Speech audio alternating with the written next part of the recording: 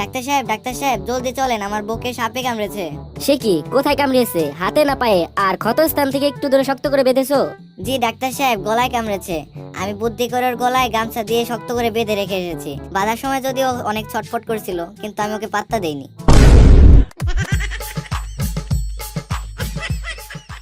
Doctor সাহেব, আমার মা বাঁচবে তো? খুব দ্রুত অপারেশন করতে হবে। অপারেশনের জন্য 40 লাখ টাকা লাগবে। আপনি কোনো চিন্তা করেন না ডাক্তার, আমি রিক্সা চালাই, ইট ভাঙ্গা, ঠেলা গাড়ি ঠেলা 2 দিনের মধ্যে আপনার সব টাকা জোগাড় করে দেবো। আগে কবি তো, তাহলে এত টাকা খরচ কইরা ডাক্তারি না পড়া ঠেলা গাড়ি ঠেলতাম।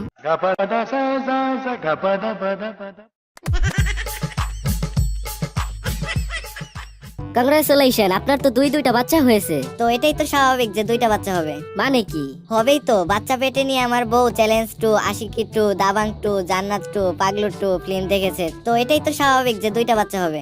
ভাগ্যিস আপনার বউ পেটে বাচ্চা নিয়ে খোকা 420 ফিল্মটা দেখেনি। ডাক্তার সাহেব, আমার দাঁতে তো খুব ব্যথা। আপনার দাঁতের অবস্থা তো খুবই খারাপ, আপনার দাঁত তুলে ফেলতে হবে। এইসব কি বলছেন? ভয়ের কিছু নেই, চট করে আপনার দাঁতটা তুলে নেব। না না ডাক্তার সাহেব, আমার ভয় করছে, প্লিজ ডাক্তার সাহেব, আমি যন্ত্রণায় মরে যাব, বড্ড ভয় করছে। ঠিক আছে, আপনি একটি ক্যান্ডি খেয়ে নিন, দেখবেন আপনার সাহস বেড়ে গেছে। এখন কি আপনার সাহস বেড়েছে? নিশ্চয় বেড়েছে। দেখি এখন কোন শালায় আমার দাঁত তুলতে আসে। দাঁতে হাত লাগাবেন তো এক ঘুষতে নাক ফাটিয়ে দেবো।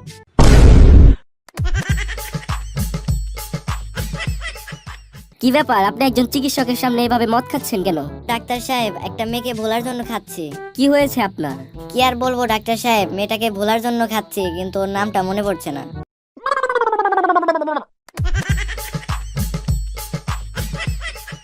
ডাক্তার সাহেব, জি বলুন। আপনি কি আমার মদ ছাড়াতে পারবেন? আমি চিকিৎসক মানুষ, চেষ্টা করে দেখতে পারি। ওই থানার ওসি আমার 25 বোতল মদ আটকে রেখেছে, একটু চেষ্টা করবেন প্লিজ।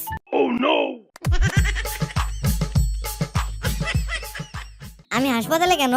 সড়ক দুর্ঘটনায় আহত হওয়ার পর আপনাকে এখানে নিয়ে আসা হয়েছে। তা কি ঘটেছিল? আপনার জন্য তো একটা সুসংবাদ আছে এবং আরেকটা দুঃসংবাদ আছে। দুঃসংবাদটা আগে বলুন। আঘাত পাওয়ার পর আপনার পা দুটি কেটে ফেলা হয়েছে। হাই হাই, কি বলছেন এসব? আর সুসংবাদটা কি? আপনার বউ আর কথা বলতে পারছে না। ডাক্তার সাহেব, আপনি কত দূর পড়েছেন? বিয়ে পর্যন্ত। এতদিনে 2 অক্ষর শিখছেন, তাও আবার উল্টা।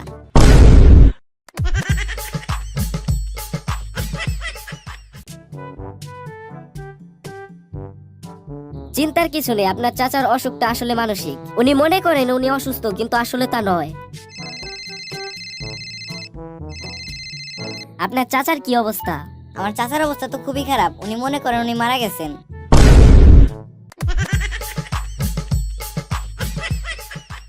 আপনার বয়স কত? 28 বছর। ডাক্তারের কাছে বয়স লুকাতে নেই। 32 বছর। অ্যানেস্থেসিয়ার জন্য প্রকৃত বয়স জানা খুবই জরুরি, আর সঠিক বয়সটা না জানতে পারলে আপনার সমস্যা হবে। 38 বছর সর্বোচ্চ। বয়সের তুলনায় ওষুধের মাত্রা যদি কম হয় আপনি ব্যথা পাবেন, আর বেশি হলে কিডনি ইফেক্ট হতে পারে।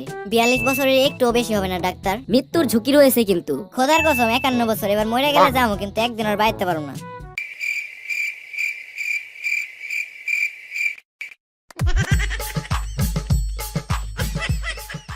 ডাক্তার সাহেব, আমার অদ্ভুত একটা রোগ হয়েছে। তার রোগটা কি? আমি অল্পতেই রেগে যাই আর গালাগালি করি। ব্যাপারটা একটু খুলে বলুন তো। ওই হারামজাদা, তোর আর কয়বার হইলা কমু, কথা কানে যায় না?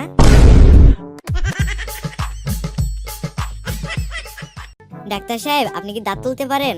অবশ্যই পারি, না পারলে দাঁতের ডাক্তার হলাম কিভাবে? তাহলে যে আমার সঙ্গে আমাদের বাড়ি যেতে হবে, আমার দাদির দাঁত তুলে দিতে হবে। তা যাওয়া যাবে, কিন্তু ফি ডাবল দিতে হবে। সেটা সমস্যা না, চলেন আমার সঙ্গে। দেখি আপনার কোন দাঁত তুলতে হবে। আমার সঙ্গে কষ্ট করে একটু পুকুর পাড়ে চলেন।